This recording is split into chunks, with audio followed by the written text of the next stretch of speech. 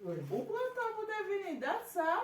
Ah non, kote vazi nan ma pase lò bo, kwen al di mwen sa fon ti chita. Mwen fon ti chita, di mwen tre janti, mwen son mwen ki tre sempati. Kwen al di fèm kado sa, fèm kado chokola. Oh, non, wal pou chokola nan men vwazin?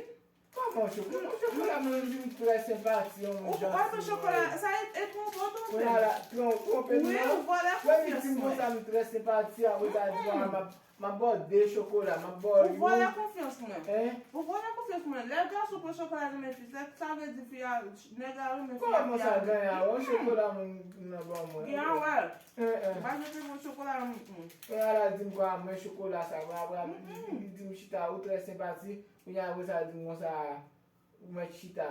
Ou pa de te pou chokola, sa e trompo ton pe. Kwen ala wè sa.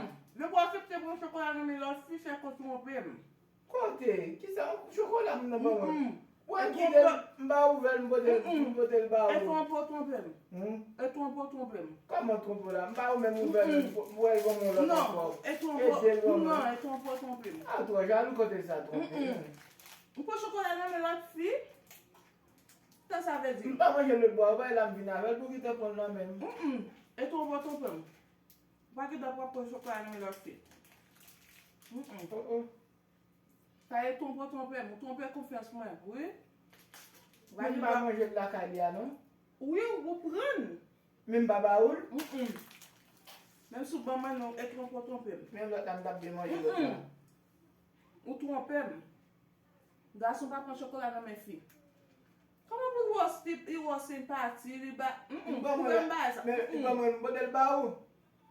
Koupe m bay sa. De pou te pran ou geta trompe m. Se pou an trompe m, se moun.